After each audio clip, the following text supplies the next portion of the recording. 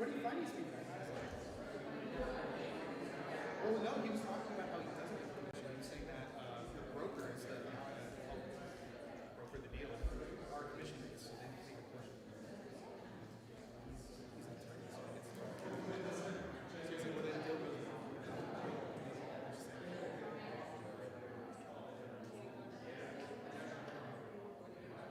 Hi everyone. Hello? Can you hear me? Try it again.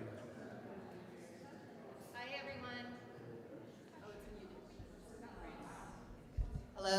Hi, now you can hear me. Hi, and welcome to the 2023 Oregon Active Transportation Summit, Move into Action. This session is growing mobility hubs from the ground up, and you're going to hear from Andrea Breault, Montejo, and Andrea Napoli. Thanks so much for being here.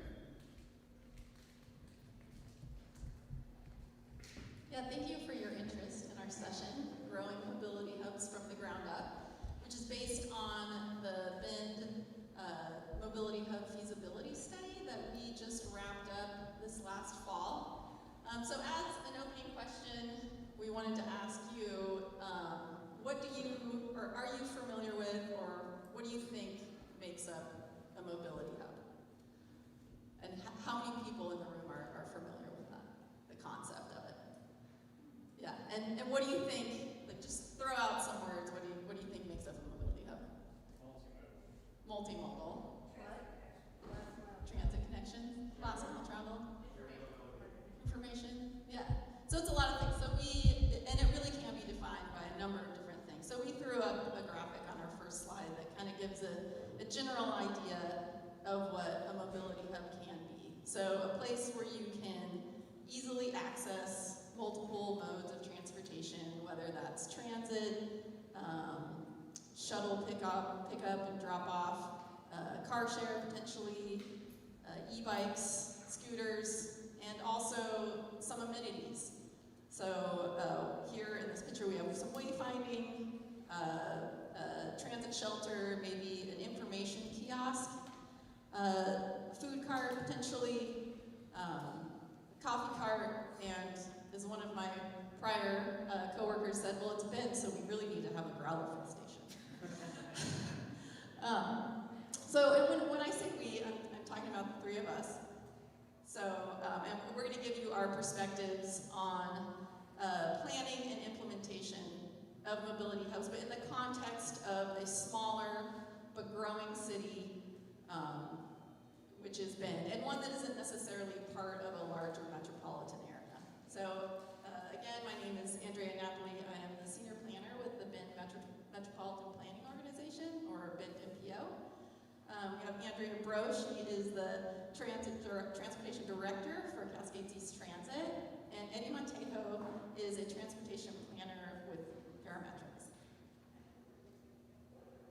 So on our agenda, I will start off by talking about what is the catalyst, the background and the catalyst behind mobility hubs in Bend. And then Eddie will get into the study that was done, the steps that were taken, what that told us, and Andrea from Cascades East Transit will talk about planning and actual implementation of mobility hubs from a transit provider's perspective. And then we'll have some time to discuss lessons learned and take some questions from the audience.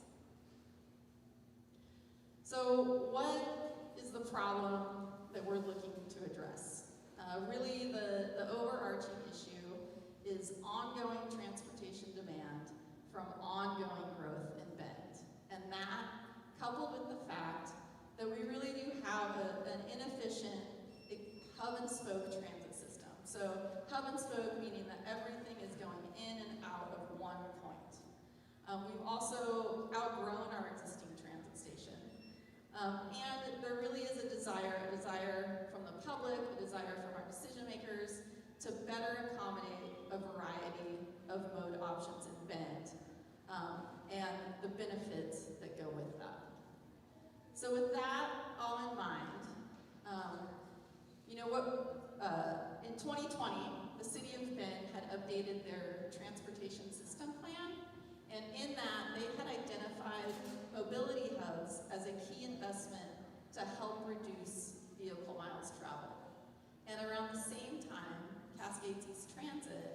adopted their first transit master plan, which also identified mobility hubs, but as a way to create a more efficient and attractive transit system.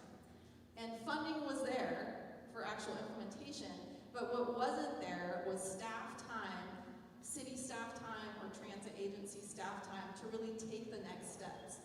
So that was where the MPO was able to come in, myself, and really lean on city staff and transit agency staff to be able to take those next steps, to take mobility hubs from just a concept to the next steps towards implementation. So what we needed was a study. We needed to learn how could we best implement mobility hubs in Bend. And we had a lot of questions. Where do they go? What do they look like? Who should they primarily serve? What kind of amenities should they have? Who owns and manages all these different parts and pieces of it? And are there opportunities for partnership? So we needed a study to direct us we needed a study to direct us on how we could best meet our needs and best transition to a mobility hub system. So now back to that smaller but growing city, a city that really has a fairly low density, a place where driving is fairly inexpensive, parking is free, and the fact that like other places, we're still kind of reeling from the pandemic's effect on transit. That shows in the ridership numbers, and also the ability to have drivers. As far as the study, now that we're moving to that, this is when I pass it over to Eddie to talk about the steps that were taken and the results of the study. Awesome, thank you, and good afternoon, everyone. Thanks for being here, and thanks to Oates for the wonderful weather. It's great to see so many friends out there. Oates is always a good time, so I'm happy to be here. So thanks, Andrea. I'm going to talk about the actual study that we did, and really, like Andrea was saying, what we tried to do for the purposes of today's discussion is to try to kind of whittle it down into the 4 major steps that were involved in addressing the various needs that Andrea laid out. So understanding what mobility hubs mean in the first place, and then adapting that to the Bend context, fleshing out that vision for mobility hubs, defining a network, and then ultimately getting to, okay, what do we do with that information? How do we implement? How do we create momentum to see these things materialize in the community? So the first step, of course, is understanding the market. And one of the things that was really apparent getting into this work was that Bend is a really unique place for lots of reasons, but also with regard to how people use transportation services in the community. And of course, that's different in every community, and it's one of the first things that you really need to do in order to really get the mobility hub equation right. For our study, what we realized very quickly was that the market, generally speaking, can really kind of be defined into 2 main pillars. The first being types of riders. We recognize that Bend has a unique set of riders that really use the transit system and rely on it, and are also interested in different kinds of mobility services like bike sharing and such. The other one, which is related to types of riders, is also types of trips, right? So being that Bend is kind of the main destination in Central Oregon, there's lots of, for example, intercity travel from Redmond, the Sisters, and Pine. There's a high need for paratransit and demand response services to and from Bend. Also people trying to reach shopping destinations and other kinds of community services in the area. And then also, of course, if you've been to Bend, you've probably been there to have a good time, right? It's a recreational destination that everybody likes to be in, especially if you're from Portland and you just need to get out of the darkness for a little bit. And one of the things that we thought was really interesting was when looking at the ridership data and how it responded to COVID, some of the most durable markets in Bend's transit system were actually these recreational shuttles that provide service to, for example, Mountain Bachelor, Lava Butte, etc. They were impacted less than fixed route travel in Bend, and they also rebounded a lot faster than some of these other types of transportation. So again, I think sometimes when we're talking about mobility hubs, we tend to think of transit centers, right? Like traditional transit centers that just kind of support the underlying transit system, but really I think it's really important to understand what are the niche things in the transportation market that can really be enhanced upon by investing in these more modular and flexible versions of transit centers that we're calling mobility hubs. So here's just a couple of pictures to highlight some of the, again, kind of key opportunities that we identified in Bend. So of course there is an underlying transit network that we want to make sure we're supporting. So your typical fixed route riders, commuters, students, for example, were part of the equation. I mentioned some of the recreational services, so especially seasonally when there's more visitation happening in Bend, there's a ton of people that come in and access these shuttle services to get to water and mountain biking, skiing, etc. There's also an existing paratransit demand response system fleet that CET operates that we wanted to make sure was part of the equation. And then also getting back to Andrea's points about growth. So while Bend is a smaller place, it is urbanizing, it is growing, and there's sort of the downtown core, there's the Old Mill District, there's planned development in the core Pine area, and there's a lot of opportunity to really think about how to integrate these types of integrated mobility services as the city grows over time. Step 2 was getting the flavor and style of the mobility hub right. So we did a desk review of a variety of mobility hubs and transit centers throughout the country to try to understand what these things really mean. Especially at the beginning of the study, we were kind of fixated on the idea that mobility hubs were kind of a buzzword, and we wanted to get past that and understand, okay, what are we actually talking about? So it turns out there's a wide spectrum. This one is in Indiana, the Julia M. Carson Transit Center. And as you can see, this is a massive development. Huge footprint, very expensive, very complicated, and really probably out of alignment with the scale of development that you typically see in Bend. The existing, what you might call a mobility hub in Bend is the Bend Hawthorne Station, and like Andrea was saying, it's the central node for all transportation connections in the city. And as you can see, it's much smaller in scale. It's actually located outside of downtown, east of US 97, in a more residential area, and is really just at the beginning of incorporating some of these intermodal elements. So there are there is bike parking there. A lot of these recreational and demand response services do connect there. There's also an ability for people to access e-pay and e-fare systems, etc. But really it's at the beginning stages of transitioning from a traditional transit center to what you might call a mobility hub. So we wanted to kind of use that as a threshold for thinking about what these things could eventually be. And building off of that, and getting back to the question about what defines a mobility hub, we really wanted to lean into some of the philosophical sort of tenets of why mobility hubs are exciting, presumably while you're all here today. So not only are they intermodal and incorporate a variety of different modes and emerging transportation modes like bike share and scooters and stuff like that, there's also a user experience aspect to this. So again, Bend is known for being a great place to be and to visit, and it has lots of beautiful public spaces that could really incorporate these elements. So rather than just doing a highly built out transit system, you can really kind of contribute to a lot of the good stuff that Bend already has going on. So placemaking is really important. And then lastly, the words on there that say, or the word modular really gets to the point that, it doesn't make sense to go from 0 to 100 overnight, especially in a growing community like Bend.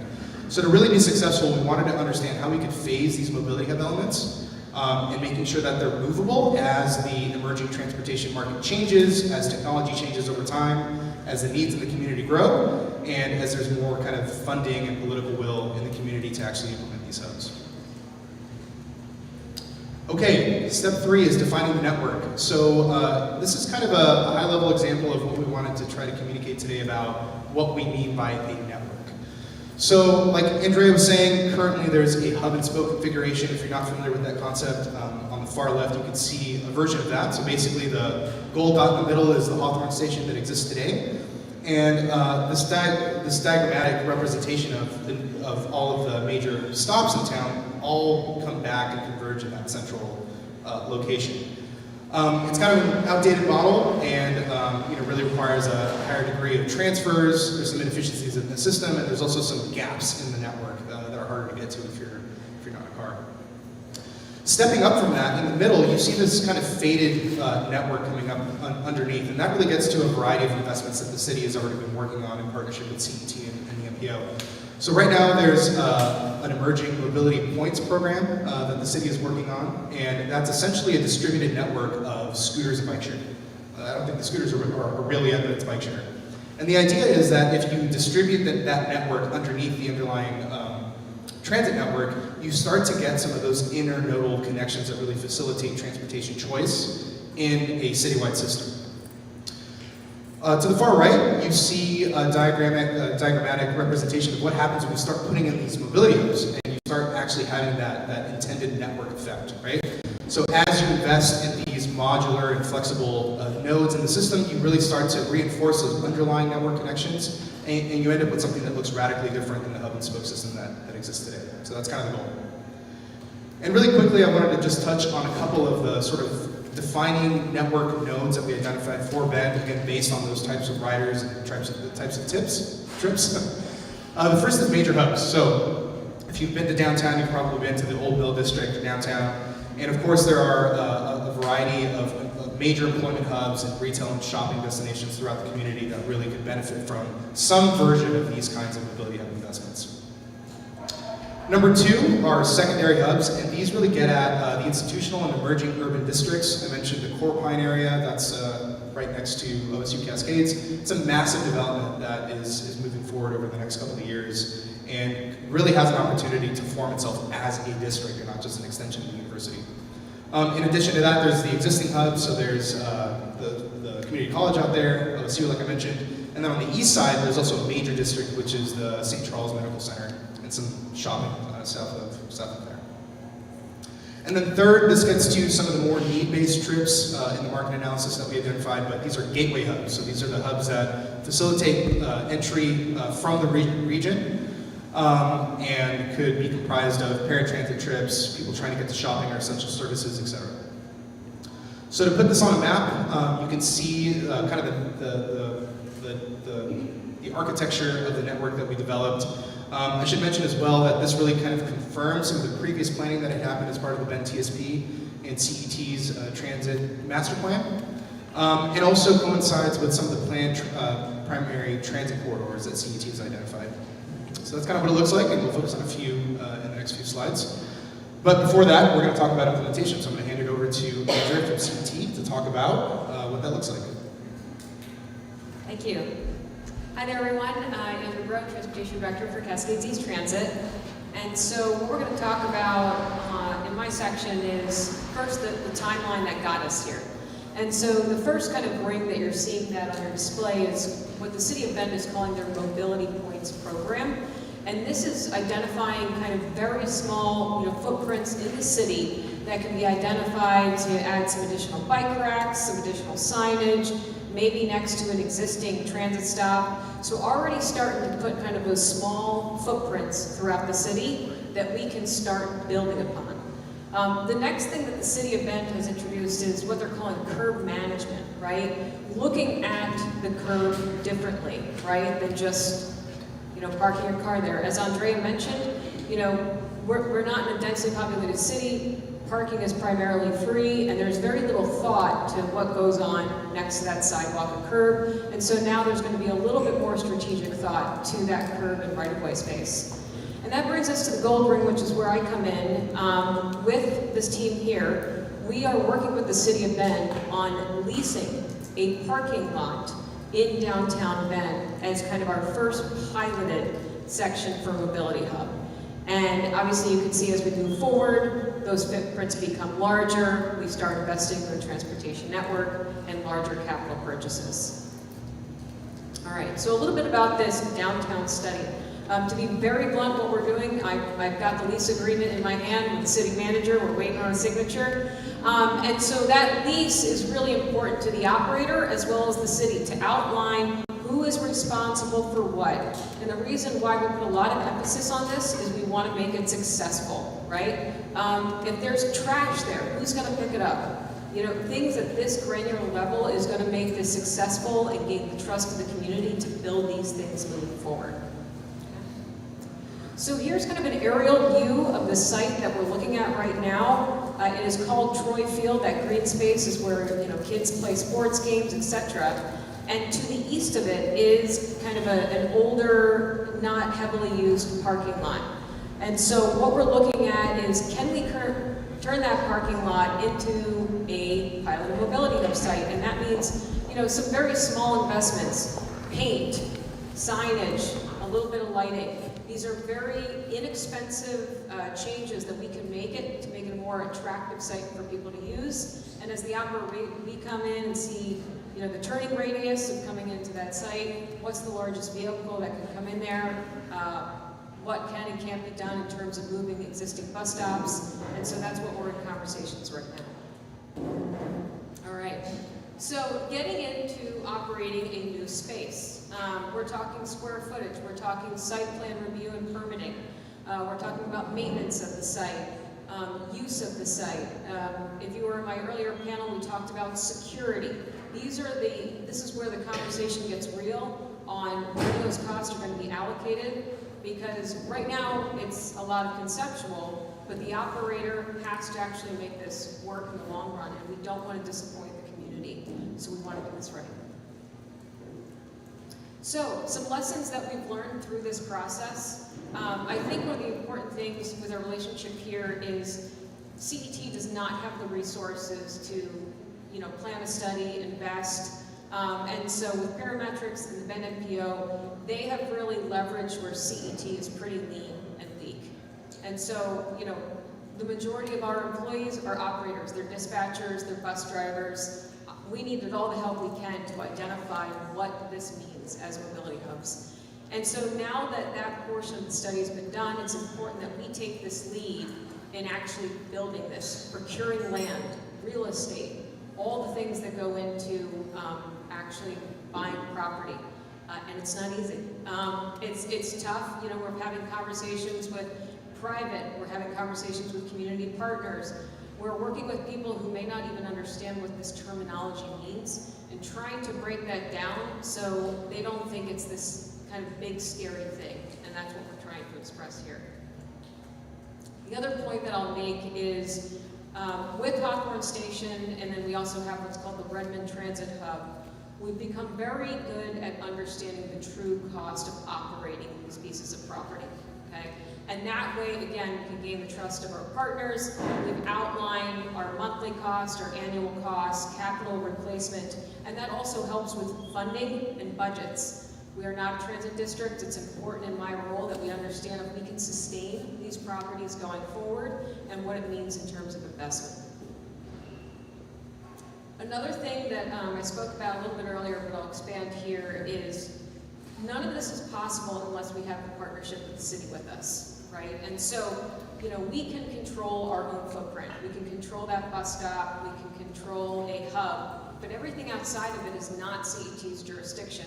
And the only way these things are going to work is if the access points into the hub or into our bus stops are also accessible. And that's where it comes into development code, the curb management that I spoke about.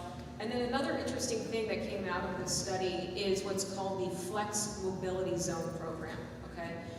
We were able to actually adopt some of these mobility hub concepts into the City of Bend's code. And this Flex Mobility Zone refers to kind of allowing us to leave a little bit of space for something we may not know we need quite yet. And that makes it a little bit more movable, modular, as Eddie was talking about. And that way, again, it's something we may not know if a coffee cart makes sense to go there, then we can put that in. If it makes sense to put in some, car sharing or Uber Lyft drop-off, maybe that makes sense. But we don't know quite yet until it's in existence, and that's what the Flex Zone refers to. All right. The other thing that Eddie touched upon is a phased approach. For some folks that have an idea of what transit may look like, or an old bus station, the phased approach both has practicality and politics behind it, right? We want this to be successful, so we're going to dip our toe in the water and then eventually step in. And that way people can see what successful elements work, they can start to identify it.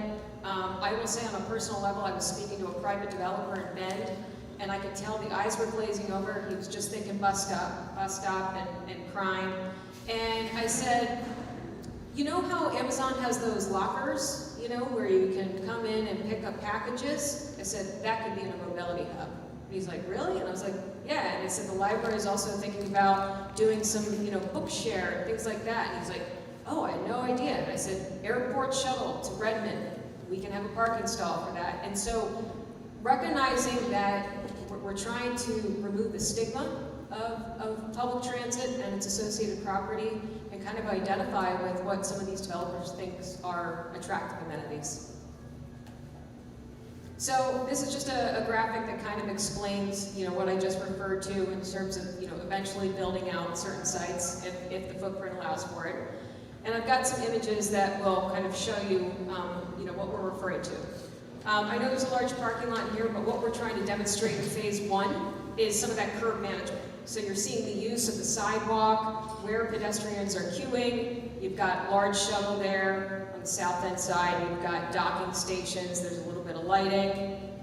Then, as we move to phase 2, you can see some of the larger developments going in. We're seeing some solar panel. You can see electric and conduit adding to the site, maybe some additional bus parking. And then phase 3, for us in the operating world, you can see that there's actually a building there. So we're talking footprint, we're talking restrooms, maybe a ticketing counter, maybe actual staff. And so as a very small agency in Central Oregon, again, it's important that we take baby steps because we just don't simply have the capital resources or the bandwidth to do everything all at once. And that's my portion. We're going to open it up to Q&A, and just to start with an icebreaker question, we're wondering what mobility hubs can do for your community. So I'll just open the mic, and maybe one of us should handle the mic.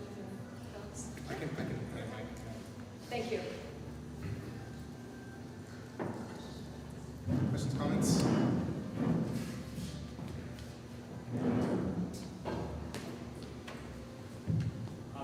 Question about funding.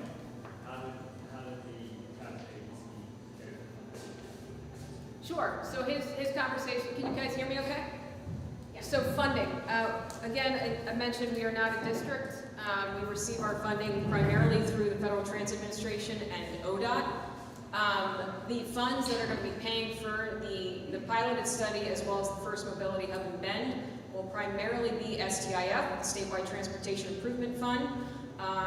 We have formula fund that actually comes through Deschutes County, but we are not a direct grantee, so you can imagine the amount of contracts and pass-through agreements we have to make. So that will be the biggest chunk coming in.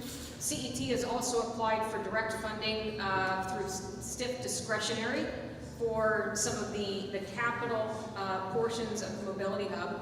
And then we were lucky enough in terms of timing, the City of Bend did pass a general obligation bond, which is nothing but capital dollars, and they dedicated around 8 to 9 million for transit and mobility hubs. So we have the funding for land acquisition, design, and construction. And we got to move fast. There's some deadlines there.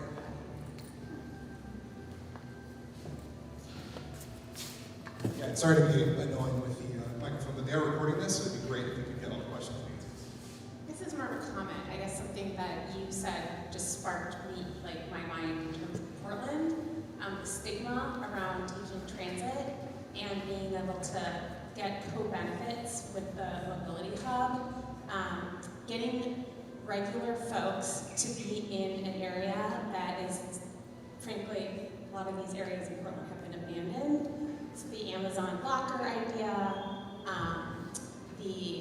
getting people to be in a space that, in using something that everyone uses and having kind of 24-hour people in that space, I think would really kind of revitalize some of our low ridership numbers here in Portland.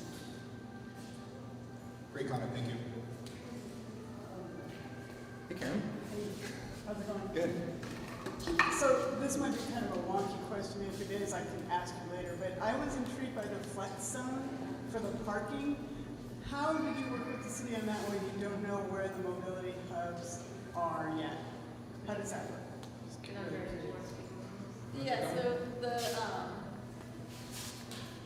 the city of Bend did incorporate that mobility hubs map that we had shown. So on that map, you could see the old conceptual locations from when the TSP was transportation system plan was updated. So we kind of used that as somewhat of a baseline, and we expanded on that. And the city updated that TSP map to include the map of the new mobility hubs. And with that, they amended code language to put in a definition of a mobility hub. You know, at minimum will include, you know, just some really basic stuff, and then can also include a long list of other possibilities. And with that, they also included a definition for flex zone, meaning, you know, essentially that it's a dedicated area, and I know there's a size, a minimum size for it. I think it's the equivalent of 2 parking spaces that can be used for, again, a long possible list of things. That's very cool. Yeah, we can talk more about that later if you want. I think I saw you first, but you. I am curious about mobility hubs and how to make these inclusive for people with a full range of disabilities. I feel like when I look nationally at sort of quick build best practices, a lot of those are really most focused on mobility and to some extent sensory disabilities, but folks with sensory or cognitive disabilities, like predictability of the landscape and learning and gaining information about new options that they can understand are really important. And so I'm curious, what's the approach that you guys have been taking to making these mobility hubs inclusive? So what she was talking about, we have a grasp on a lot of the infrastructure related to ADA. You know, we know what we need to procure in buses, what our sites need to look like. We understand, you know, LED signage that will speak out as well as visual. And so CET can check the box pretty quickly. However, what you're referring to is pretty new in terms of CET tackling that. I will say an area that we connect with pretty well is the IDD community, and having representatives from that community explain what they're looking for and what they need, and that's where the feedback for the design effort comes in. And so we're not quite there yet, but that will be coming once we get architecture and design on board. Okay, so yeah, I saw at least 1, 2, 3 hands. Hi. So I know that these are all rough ideas and architecture and all that is still coming to like fruition for you guys, but just seeing as Bend is a high desert environment and you guys have a lot of like snow and high temperatures and stuff, it seems like, to me at least, like indoor seating should be like a high priority for folks at a hub. So is that something that you guys are taking into consideration as well? All right, and I didn't hear one piece of it, but I think I got it. And so we have a joke at CET, it's not snow removal, it's snow removal. We're not removing anything, we're just pushing, right? So recognizing this is a lot of the back end work that we do in terms of our support resources and snow plows and skid loaders.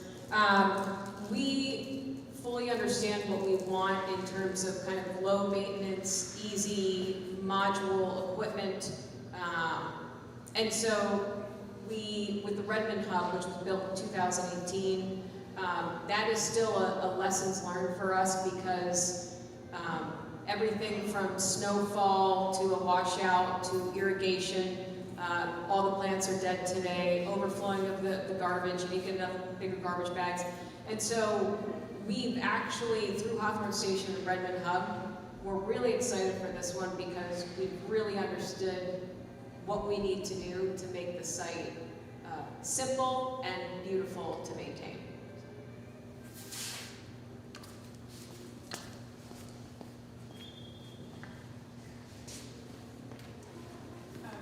Sort of two threads to ask about. The first is how has discussion of other sort of basic needs come up in these conversations?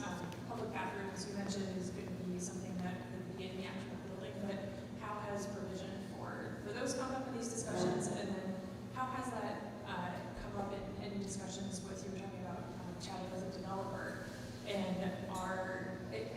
conversations going about providing any amenities that are adjacent to these hubs in new development? What's that conversation been like? And do I have an okay voice to speak? Yeah, I think for the recording Oh, now. for the recording, yep. But you project this. All right. Yeah, so again, going back to the Redmond Hub and Hawthorne, I know a lot about all of my alarm systems and mag locks and my contracts with all of my various companies that make these sites successful. And so in conversations with, let's say, developers or private folks or city officials, we explain what we already have in place and what we built into our overall cost, right? We contract with Republic Services, security services, janitorial services, alarm companies. My safety and security folks have everything now on their phone. That was a big also technological push to explain when this alarm goes off, when a restroom door is propped open. And so those kind of very real world examples kind of gains confidence in some of the folks that we're talking to that says, yes, we've experienced this, we know it's an issue, and this is our solution going forward. And so I would say, you know, the facilities component of the transit agency is huge, and it's the only way we can continue building outward as if we have these agreements in place. I will say we experience what other, you know, cities may experience in terms of, you know, vandalism and things like that, but I will say, given the frequency and what we've learned, we have standard operating procedures for everything in terms of issues that we see. So I'm confident we've already built up that aspect of it and we know how to deploy it at the next site.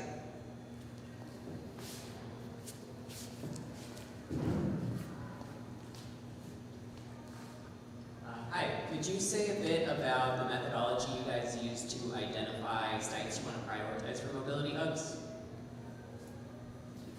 Eddie, do you want to take it? Okay. Yeah, absolutely. So at least with regards to the market analysis task, one of the things that we needed to do was basically compile a pretty wide range of market factors. So community information, demographic information, transit ridership information, parcel level information, and then basically ran that through a screen to try to understand where ridership was high, where there were durable markets like I explained, and then also where there was planned growth and existing population density and employment density to sort of support investments in hubs.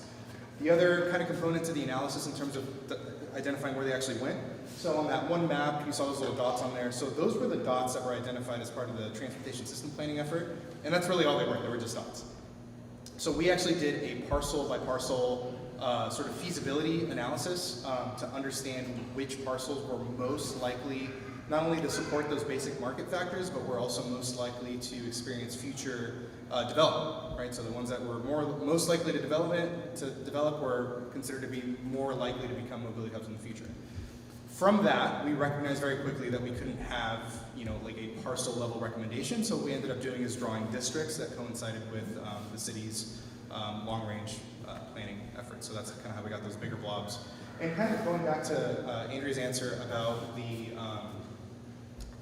well, actually, I'll just stop there. It's a whole other crap.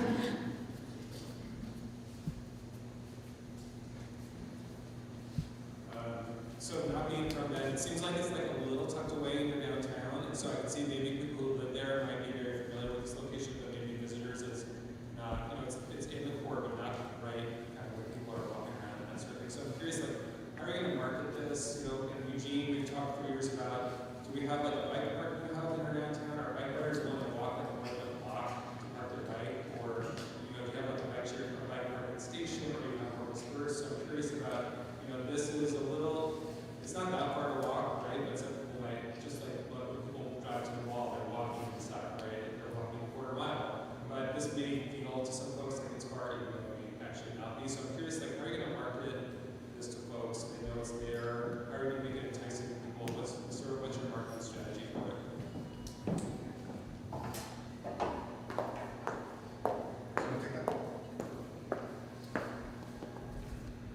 So I'll say with our recreational services, we've got quite the network that will pay attention to anything that we give out. So, you know, I mentioned earlier this morning our Mount Bachelor service, Lava Butte, and Ride the River.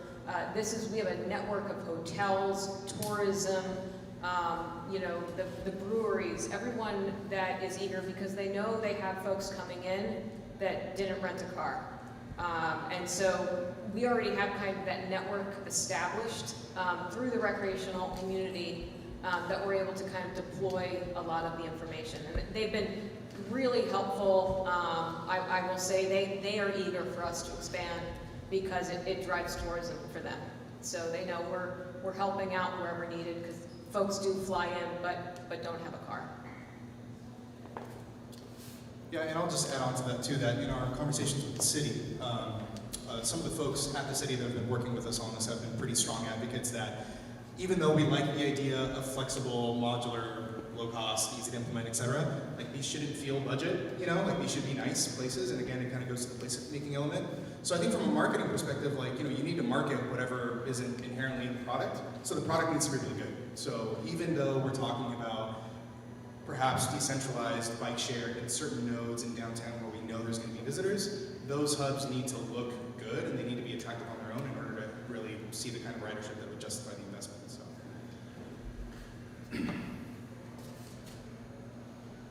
yes. I'm from a community without bike share or scooter shares yet, so we're just north of here. And I'm interested to hear your perspective on mobility hubs with a slim amount of choices, and if they are successful in living this way.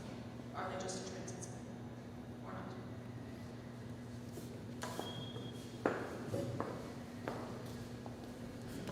So we actually have a lot of examples like that.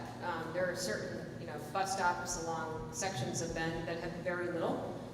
It could be a little bit of curb paint, some signage, a bike rack, and it doesn't even have a bench, right? Because we don't have enough benches. So, you know, we have plenty of examples where there's not much there. And what we're doing is, you know, through our ridership data, usage, travel demand modeling, and this study, the sites that can go from that section to something slightly bigger is what this is all about. So I would say the majority of our stops, like I said, it's a 10-foot pole, some signs, and that's an ADA compliant pad.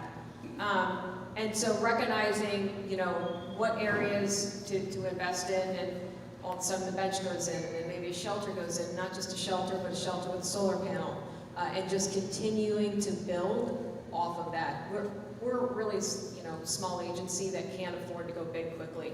So literally every stop is an example of that. And I can just add a little to that. So just on the topic of bike share, so Bend in years past had a Zaxter bike share or a regular bike share that did pretty well.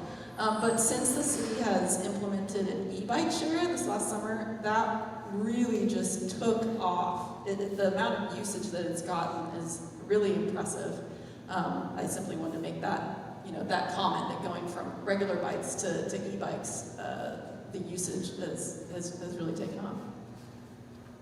Yeah, and I'll add on to that one too, just because I think one of the things we were really trying to get at with this discussion with you all was to try to encourage people to go out and do these things, and recognizing that in certain markets, maybe there aren't very many emerging mobility modes, right? So I think that's where the flexible mobility thing comes in. I mean, I think if you look out 5 years, maybe it doesn't seem like there's a ton of opportunity, but in 20 years, I mean, who knows what the technology will look like, right? And who knows what funding streams will be available, who knows what the sort of congestion-related issues might be in your community. So I think even if you're not quite there yet, there's an opportunity to be proactive, and, you know, sort of brace yourselves from a policy and planning perspective so that when these investments do come online, you're not reacting. And I think a great example of that is the way that the scooters were rolled out, like say, 6, 7, 8 years ago. Lots of cities weren't really ready for that, and I think it created a lot of tension between private companies and communities and how you manage curb space, where are these allowed to go, how do you park them, et cetera. So I think there is a lot of opportunity, even in smaller communities that aren't quite there yet, to do some of this pre-planning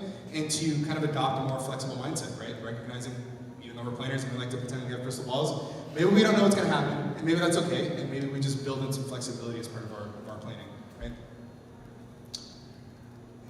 And actually, I was going to make one comment, commenting on the phased approach.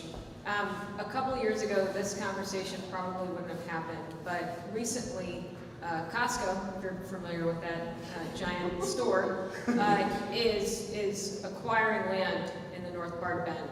And I desperately wanted to be part of that conversation to see if we could put in a mobility hub. You got the executives flying in from Redmond, Washington. I've got my realtor, we're coming in. We're like, oh my Lord, are you willing to dedicate a few parking stalls to a mobility hub? And they were like, what are you talking about? No, we're not gonna do that, right? So, and we were all disappointed. We really tried to creep into that conversation. We understand parking is vital for Costco. And so long story short, we continued to try. We were unsuccessful, but then Costco had to go to the city council and get their site plan approved. And then they were tasked with, you have to put in the designation, it's called a median mobility point within your property. So then they reached out to us. And they're like, I guess we have to put, I was like, yes. So, that is the city of Bend, that is the study. Like I said, that would have never happened a number of years ago, and now Costco does have to dedicate, probably I would say 50, 60 feet dedicated to transit and mobility site for this effort. So to me, it's a success. I know it's not huge, but we were never part of that conversation, and now we are. Anybody else? Where? Right there. Oh. Yeah. I guess I just have a question about transit, kind of understanding where you've been with regards to ridership and transit and then pre-pandemic, during the pandemic, post-pandemic, and then trying to understand kind of the mobility hub intersection with all of that and given the growth that's coming in, also thinking about what the vision is, what does it look like in terms of success 15 to 20 years from now? Juicy question. I'll try my best. And so I will say, not to drag what we've all been talking about, we did see a dip in our fixed route ridership in Bend through the pandemic. But the core ridership still needs to get where they need to go. I would say within our numbers for March of 23, we're averaging about 9.8 rides per revenue hour, which is pretty good for a small fixed route operation. To me, it's still larger than microtransit, or if we went full on demand, which is in your 3 to 4 range rides per revenue hour. So I would say, personally, where I think the intersection next is a lot of our recreational services mixing in with fixed route and the younger population recognizing who we are.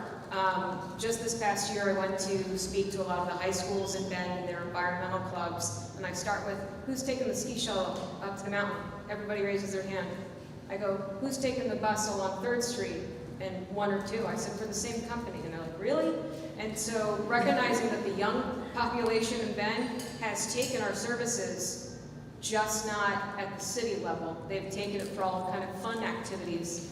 And so kind of bridging that gap is really important to gaining the younger population to take our services. The younger population is also participating in all of these e-bikes. I mean, they all have e-bikes. They're used to not driving a car.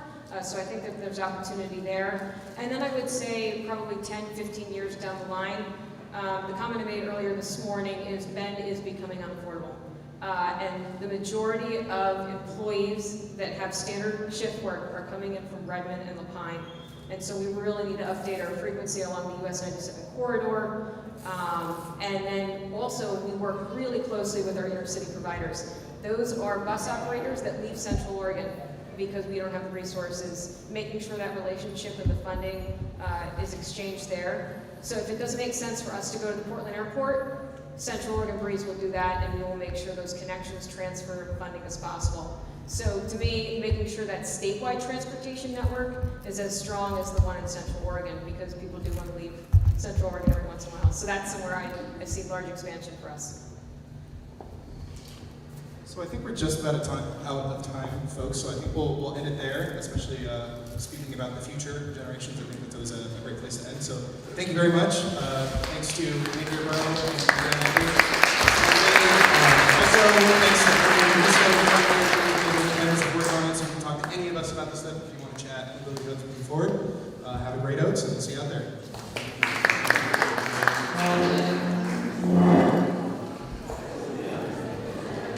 There's a half-hour break right now. I want to thank our sponsors and our presenters and everybody who's here at the summit. Coming up at 2:30 here in Champs is going to be 2 sessions: Youth Perspective on Transit and Power of Student Advocacy. And meanwhile, in Marshall's is Health Street